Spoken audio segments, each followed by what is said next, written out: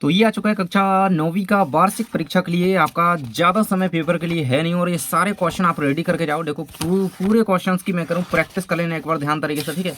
और देखो मैं पूरे क्वेश्चन आपको बताऊंगा और बेसिक और स्टैंडर्ड दोनों छात्र देख सकते हो, क्योंकि देखो आपको में जो क्वेश्चन आते हैं ना वो मैं कहूँ कि बेसिक के पेपर में अगर बात करें, देखो बेसिक के पेपर में बात करें तो कई सारे क्वेश्चन बेसिक में और स्टैंडर्ड में एक जैसे होते हैं, इसलिए ऑब्जेक्टिव को तो बेसिक वाले ध्यान से देख ही लेना, स्टैंडर्ड के भी, ठीक है। सो आपको बेसिक का भी पेपर चैनल पर मिल जाएगा, सो चेक कर लेना। लेकिन ऑब्जेक्टिव मैं कह रहा हूँ ना स्टैंडर्ड के भी देख लो आप लोग, ठीक है। तो ध्यान से पूरा क्वेश्चन देखते चलो। और ये मैंने पूरा कंप्लीट करवा दिया था पहले ही, तो आप उसको देख लेना यार, चेकआउट कर लेना। सारे क्वेश्चंस मैंने बता दिए थे, लेकिन ऑब्जेक्टिव मैं कह रहा हूँ स्टैंडर्ड की मत छोड़ देना, क्योंकि बाद में आप क्वेश्चंस को देख करके बाद में आप करोगे कि मुझे बताया नहीं, ठीक है। देखो यह है मॉडल पेपर, हम पूरा कंप्लीट करके जाएंगे।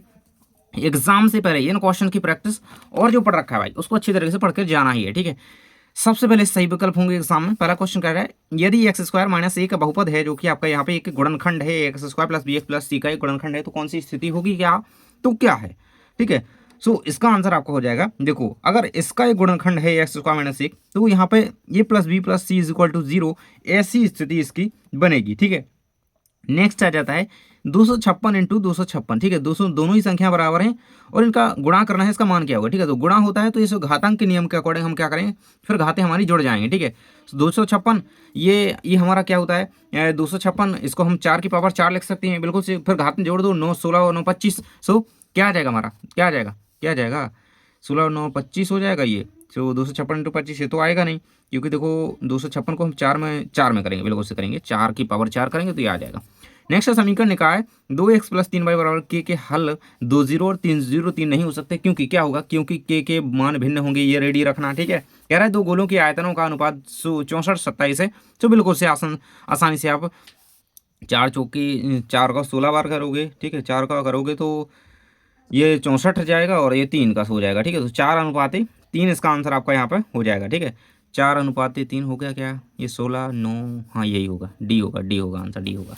अगला एक त्रिभुज की भुजाएं जो है 3 व 4 व 5 सेंटीमीटर, तो इसका क्षेत्रफल कितना होगा, ठीक है। तो जब भी हमें भुजाएं दी जाती हैं, ठीक है, तो हम क्षेत्रफल निकालने के लिए क्षेत्रफल बराबर हमारा सूत्र क्या होता है, 1/2 गुणे ऊंचाई गुणे लंबाई गुणे चौड़ाई, ठीक है, कर देती हैं। तो हमारा आंसर इसका कर करके 6 सेंटीमीटर इसका आंसर आ जाएगा, ठीक है। ई नंबर ऑप्शन। अगर अर्धवृत्त का कोण कितना होता है, तो अर्धवृत्त का कोण हमेशा याद रखना 90 डिग्री का होता है, ठीक है।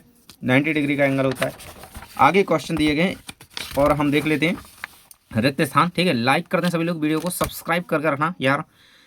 रिक्त स्थानों की पूर्ति कीजिए। पहला क्वेश्चन, यदि दो रेखाएं किसी तीसरी रेखा के समांतर हों तो वे परस्पर खालिस्तान होती हैं, तो वे परस्पर क्या होती हैं, देखो समांतर हैं दो रेखाएं, तो वो तीसरी रेखा के समांतर ही होंगी, ठीक है, ठीक है, समांतर ही होंगी, ठीक है, क्योंकि वो एक दूसरे के समांतर हैं और तीसरी रेखा भी आ जाए तो वो उसके समांतर ही होंगी, ठीक है।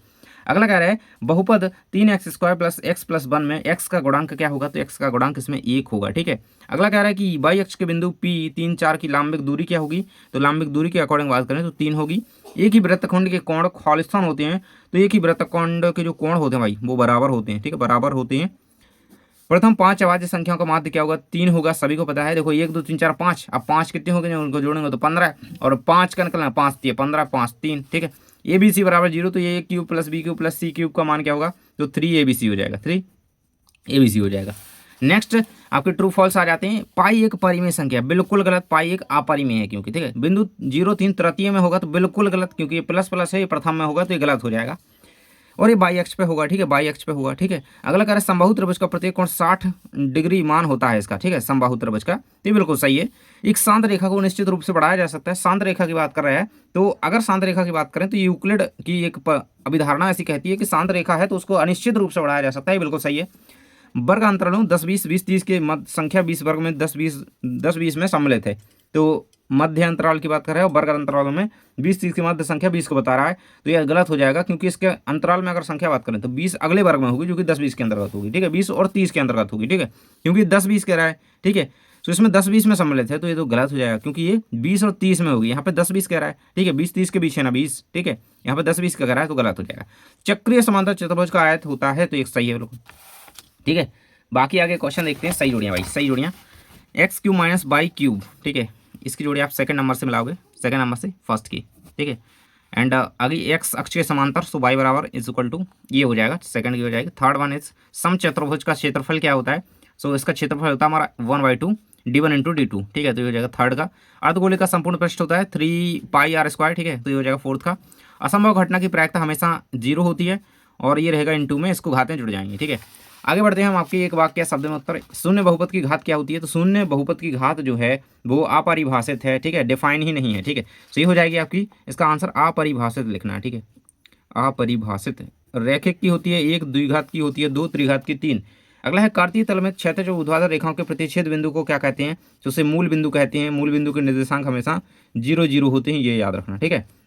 ऐसा त्रिभुज जिसका कोण 90 डिग्री से अधिक हो क्या कहलाता है? वो अधिक कोण कहलाता है, ठीक है, अधिक कोण, अधिक कोण। वृत्त की सबसे बड़ी जीवा को व्यास कहते हैं, ठीक है, क्या कहलाती है? व्यास कहलाती है वृत्त की सबसे बड़ी जीवा। अगला है माध्यक का सूत्र क्या होता है? जो कि n नियम के अनुसार, n जिसमें विषम हो, ठीक है। तो माध्यक निकालने के लिए n+1, ठीक है, n+1/2 का वें पद का मान, ठीक है, वें पद का मान, इस तरीके से इसके सूत्र को लिखते हैं। n हमारी क्या होती है? संख्या जो हमें दी जाए निकालने के लिए, ठीक है, कि इतने लोग हैं, इनका माध्य निकालिए, तो ये उस संख्या को लेकर करके फिर प्लस में 1 करेंगे, फिर 2 का भाग देंगे, ठीक है, और उसके बाद जो पद निकल रहा है वो पद हमारा यहाँ पे माध्यक होगा। अगले, एक सिक्कों को उछालने पर चित्त यानी कि हेड आने की प्रायिकता क्या होगी? देखो, सिक्के में 2 ही यहाँ पे संभावित परिणाम हो सकते हैं, तो एक परिणाम आने की प्रायिकता 1/2 होगी, ठीक है। अगला क्वेश्चन आ जाता है आपका 2 अंकीय, 1/√7/7 - 2 के हर का परिमेयकरण कीजिए और गुणनखंड करना है आपको 12x² - 7x + 1 का, ठीक है। तो गुणनखंड करेंगे पहले तो आप हर का परिमेयकरण सीख लो ध्यान से। देखो, हर का परिमेयकरण करना हो तो हर में आपको संख्या क्या क्या दी गई है, ठीक है। संख्या अंडर में -7 -2 दी गई, ठीक है। तो इसका हम क्या करेंगे? आप पक्षांतर करेंगे, दोनों तरफ गुणा करेंगे, तो प्लस में जाएगा और दोनों तरफ गुणा होगा, ठीक है, हर का ही होगा दोनों तरफ गुणा, और फिर हम इसको सॉल्व करेंगे। इस तरीके से इसका हर का परिमेयकरण आपको रेडी कर लेना है। नेक्स्ट, गुणनखंड करने के लिए आप इस तरीके से इसके गुणनखंड निकाल लेंगे, ठीक है। और ऐसी संख्या सोचना है हमें जो जोड़ने घटाने पर 12 13 है, ठीक है। तो गुणा करने पर 4 × 12 आ जाएगा, ठीक है। अब इसमें ऐसी संख्या सोचना है जिसमें 3 आ जाए, ठीक है, गुणा करने पर, ठीक है, 3 एकम 3 हो जाएगा, ठीक है। तो इस तरीके से कर लेना है। अगला कह रहा है सरल कीजिए। सो ये आपको दिया गया 64, इसकी पावर दी गई है 1/3, 1/3, -1/3 और 2/3, ठीक है। तो सरल करना है इसको और सर्व समीकरण का प्रयोग करके 99 की पावर 3 का आपको मान ज्ञात करना है, ठीक है। तो इस क्वेश्चन का आंसर देख लीजिएगा, ये दिया गया है पहले तो 7 का, 7 के अथवा का, ठीक है, दोनों का आंसर आपको यहाँ से रेडी कर लेना है, ठीक है।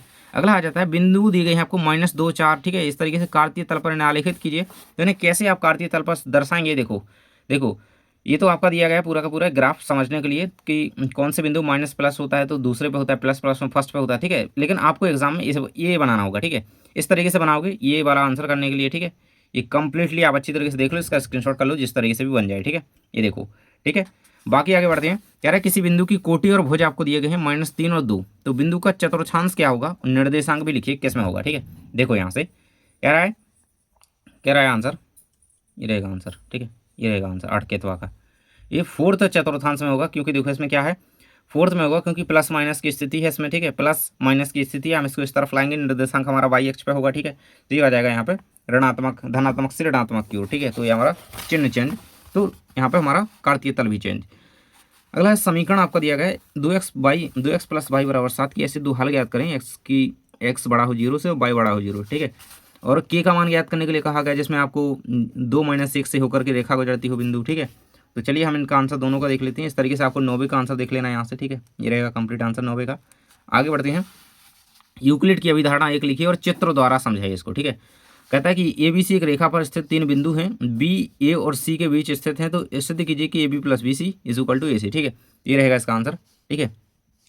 पहले तो ये यूक्लिड की अभिधारणा देख लो, इसका चित्र इस तरीके से बनाना, ठीक है। कहती है कि एक बिंदु से अन्य बिंदु तक खींची गई रेखा अनंत तक खींची जा सकती है, ठीक है। अन्य बिंदु से एक अनंत बिंदु तक, कहीं भी बिंदु है वो उस तक एक रेखा खींची जा सकती है, ऐसा ही अभिधारणा है, ठीक है।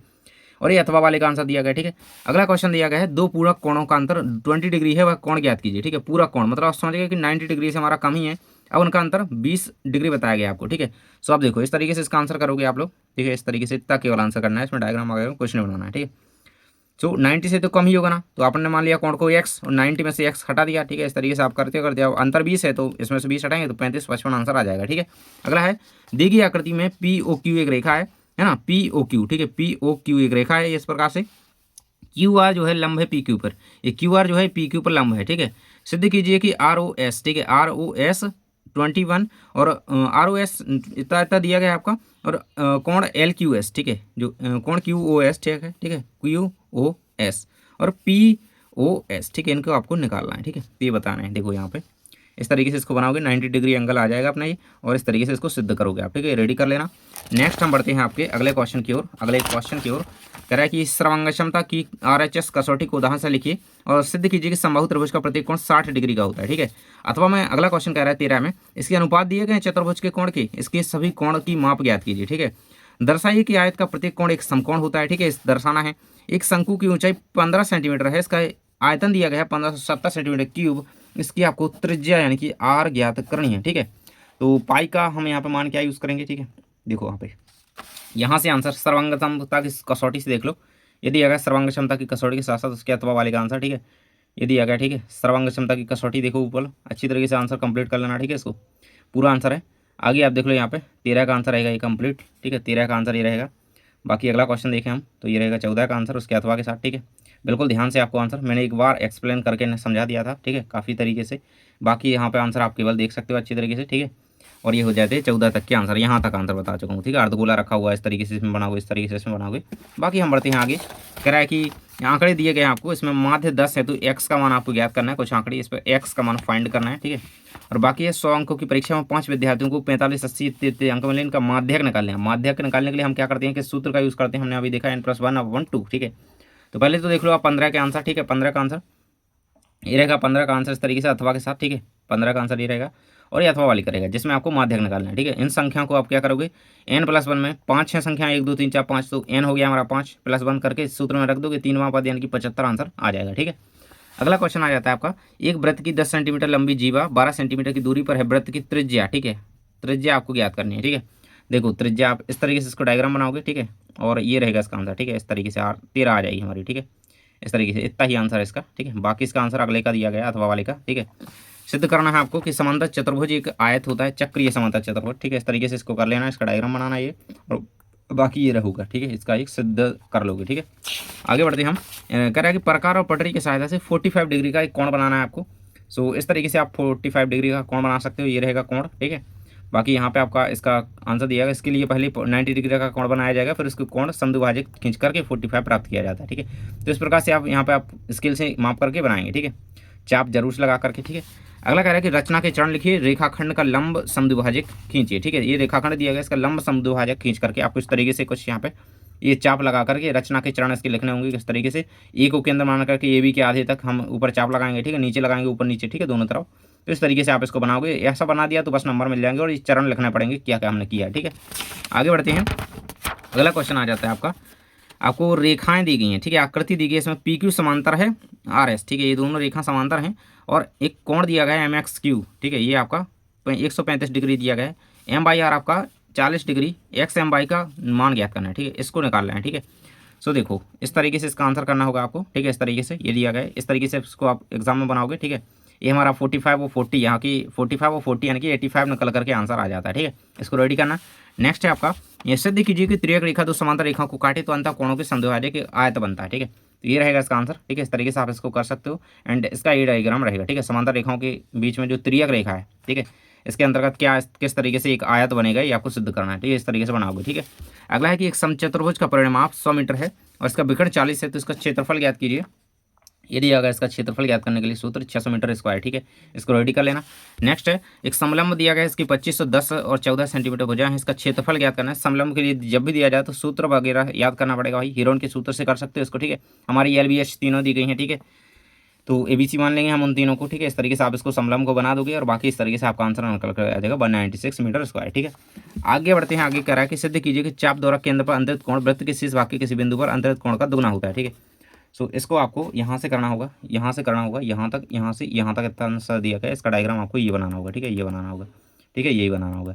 बाकी अगला क्वेश्चन था आपका 21वां, हम आंसर क्वेश्चन देख लेते हैं पहले तो, ठीक है।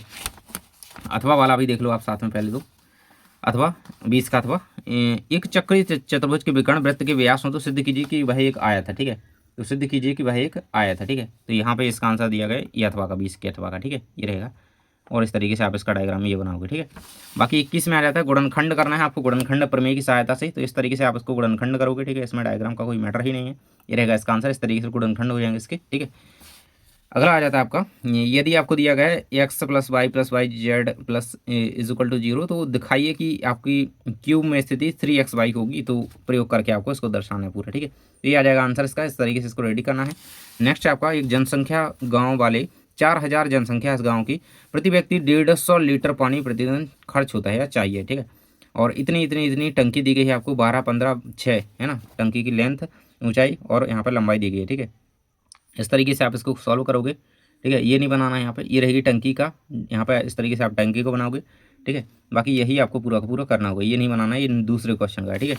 अगला आ जाता है आपका गेहूं की ढेर की आकार की एक टंकी 10.5 मीटर और 3 मीटर की ऊंचाई है इसकी, ठीक है। व्यास इतना दिया गया, ऊंचाई इतनी दी गई, आयतन उसे ढकने के लिए कैनवास का क्षेत्रफल ज्ञात करना है, ठीक है। तो कैनवास का क्षेत्रफल आपको ज्ञात करने को कहा गया है। तो इस तरीके से इसको बनाओगे आप पहले तो, ठीक है। फिर देखो या तो वैसे बना सकते हो या ऐसे बना सकते हो। 3 मीटर हमें ऊंचाई दी गई है और व्यास यानी डायमीटर हमें दिया है 10.5, ठीक है, 10.5, ठीक है। इस तरीके से आप पहले त्रिज्या निकालोगे, सो हमारा होता ही त्रिज्या, हम डायमीटर में से क्या करेंगे, 2 का यहाँ पर भाग देंगे, सो हमारी आ जाएगी। बाकी आयतन फिर त्रिज्या की ऊंचाई, सूत्र याद होने चाहिए, बाकी आप कर लोगे, ठीक है। कैनवास का क्षेत्रफल हमारा होता है πr/l, ठीक है। तो पाई की जगह 22/7, आर हमारी त्रिज्या निकल कर आ जाती है ये, और हमारा ये आ जाता है एल, ठीक है, जो कि हमारा यहाँ पे हमने निकाला, ठीक है। तो ये हो जाएगा आंसर, ठीक है। अगला आ जाता है लास्ट क्वेश्चन के साथ, आपको सर्वेक्षण दिया गया है, करने पर इसके निम्नलिखित आंकड़े प्राप्त हुए आपके। इसमें आयत चित्र यानी कि हिस्टोग्राम बनाना है इसका, ठीक है। इतने इतने बच्चों की आयु के इतने इतने बच्चे हैं, ठीक है, इतने आयु के बच्चे, ठीक है। तो इस तरीके से पहले तो इसकी गणना करोगे, ठीक है, गणना करोगे, फिर आप इसका हिस्टोग्राम किस तरीके से बनाओगे, देखो इस तरीके से आपको इसका हिस्टोग्राम बनाना पड़ेगा, ठीक है। ये रहेगा इसका हिस्टोग्राम, और यहाँ पे आपके सारे क्वेश्चन रेडी हो जाते हैं, ठीक है। बाकी अगला क्वेश्चन हम देखें आपका, तो अगला क्वेश्चन और दिया गया है कथवा में, ठीक है।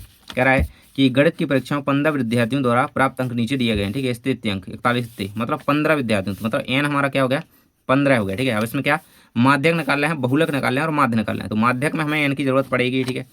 सो हमारा सूत्र होता है माध्यम का n+1/2, ठीक है। अब इसमें देखो एन की जगह 15 रख दो, 15 + 1/2 यानी कि 16 हो जाएगा, 16/2, 2 8 16। तो 8वां पद जो है 1 2 3 4 5 6 7 8, क्या 3 और 3 6 और 2 8, यानी कि 40 इसमें क्या हो जाएगा, इसमें इसका माध्यक हो जाएगा, ठीक है। 40 इसमें माध्यक हो जाएगा, ठीक है। 8वां पद हमारा माध्यक है, इसमें कितना पद है माध्यक, ठीक है। तो देखोगे ध्यान से, यहाँ तो कुछ और आंसर आ रहा है, क्योंकि अगर पद इधर उधर है, ठीक है। सो 8वां पद 1 2 3 4 5 6 7 8, ठीक है। 8वां पद तो यही है, लेकिन तो यहाँ पे तो इसका आंसर 52 दिया गया है, तो 40 होना चाहिए। अगर हम क्रम से इनको आरोही क्रम में लिखेंगे, फिर हाँ आरोही क्रम में लिख करके, सॉरी हाँ आरोही क्रम में नहीं लिखा ना हमने, तो आरोही क्रम में यानी कि छोटे से बड़े की ओर लिखते जाएंगे, फिर हमारा जो आ रहा है वो होगा 52वां पद, ठीक है। तो वो हमारा माध्यक हो जाएगा, सही है। बाकी बहुलक निकालने की जो सबसे ज़्यादा बार आए तो वो बहुलक हो जाएगा, और माध्यक में हमें यहाँ पे सारी संख्या को जोड़ करके जितनी हो उससे भाग दे देंगे, 15 है टोटल, तो 15 से भाग दे देंगे, तो आंसर आ जाएगा, ठीक है। इस तरीके से आपके सारे आंसर हो जाते हैं। बाकी हम पूरे क्वेश्चन कर चुके हैं, इनको रेडी करके जाओ, बाकी और प्रैक्टिस कर लेना, ऑब्जेक्टिव अच्छी से तरीके से पढ़ करके जाना। मिलते हैं अगले वीडियो में, थैंक्स फॉर वॉचिंग।